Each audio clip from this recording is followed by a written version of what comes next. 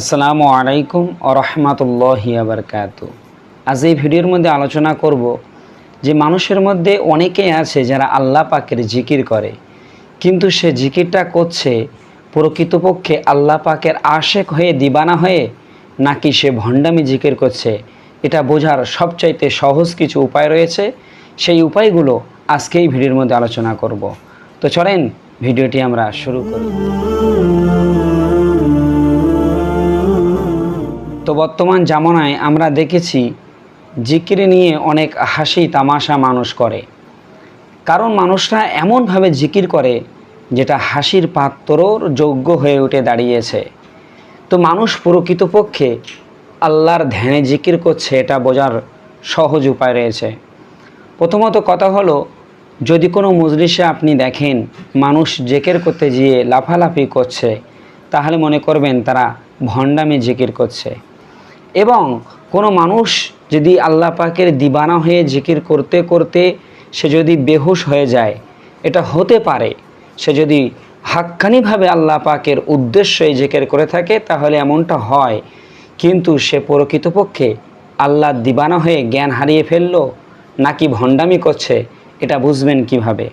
এটা বোঝার উপায় হলো, তরিকা দর্পণ নামক একটি কিতাব রয়েছে। আল্লামা রুহুল আমিন রহমাতুল্লাহ আলাই তিনি এই কিতাবটি লিখেছেন। এই কিতাবের মধ্যে তিনি পরিষ্কার বলেছেন যে আপনি সেই সকল মজলিসে উপস্থিত হবেন, আপনি সেই সকল মজলিসে গিয়ে সেই সকল ব্যক্তিদের পাশে গিয়ে বসবেন যারা জিকির করতে করতে তারা জ্ঞান শূন্য হয়ে যায়, যারা অজ্ঞান হয়ে যায়।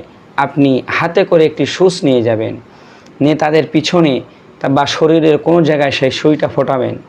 যদি এই সুইটা ফোটানোর পরেও তার কোনো সাড়া শব্দ না থাকে এবং সে আপনি যে সুই ফুটিয়েছেন এটা যদি ওই ব্যক্তি বুঝতে না পারে, তাহলে আপনি মনে করবেন যে ওই ব্যক্তি প্রকৃতপক্ষে আল্লাহ পাকে দিবানা হয়ে তিনি জিকির করতে করতে জ্ঞান শূন্য হয়ে গিয়েছে। আর এমন জিকিরে বিশ্বনবী সাল্লাল্লাহু আলাইহি সাল্লামের দিদারও সম্ভাবনা রয়েছে। আর যদি ওই ব্যক্তি ভণ্ডামি জিকির করে থাকে, তাহলে সুই ফোটানোর সঙ্গে সঙ্গে ওই ব্যক্তি কিন্তু সাড়া দেবে। তখনই আপনি মনে করবেন যে এই ব্যক্তি ভণ্ডামি জিকির করছে, তার দুই গালে কষিয়ে চড় মারতে হবে। কারণ এই রকম জিকির নিয়ে যারা হাসি তামাশা করে, ভণ্ডামি করে, তাদের শাস্তি দেওয়ার অবশ্যই যোগ্য রয়েছে। আমরা দেখেছি বাংলাদেশের জমিনে কিছু ওলামায়ে কেরাম রয়েছেন, তাদের কাছে আমি অনুরোধ করব যে জিকিরটা আপনারা হাসির পাত্র বানাবেন না। জিকির হলো মহান আল্লাহ পাকের স্মরণ। আল্লাহ পাককে আমরা জিকিরের মাধ্যমে ডেকে থাকি, আমরা আল্লাহকে স্মরণ করে থাকি। আর এটাকে নিয়ে যদি হাসির তামাশা বানান, তাহলে ইসলাম কোন জায়গায় দাঁড়াবে?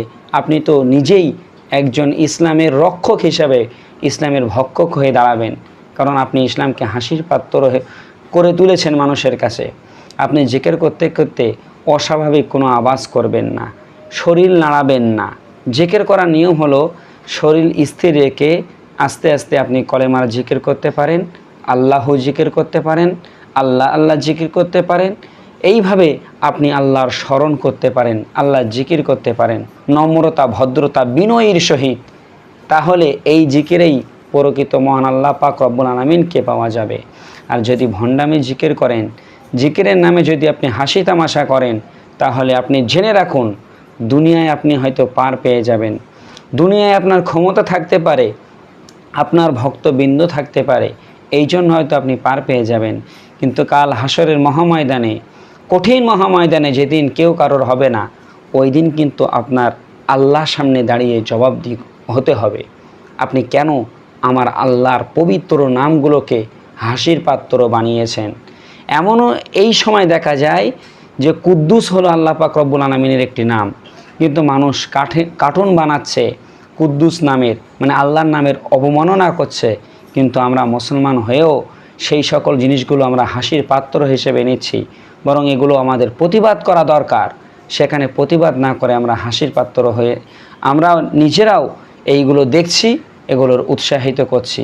আমি সকল দিনী ভাই বন্ধুদের কাছে অনুরোধ করব, আপনারা বিনয়ের সঙ্গে, নম্রতা, ভদ্রতার সঙ্গে, এমনকি লাফালাফি না করে, গাছের মাথায় না উঠে ভদ্রভাবে আপনারা আল্লাহ পাকে স্মরণ করবেন, আল্লাহ পাকে জিকির করবেন, যে জিকিরে মহান আল্লাহ পাক রব্বুল আলামিনকে পাওয়া যাবে।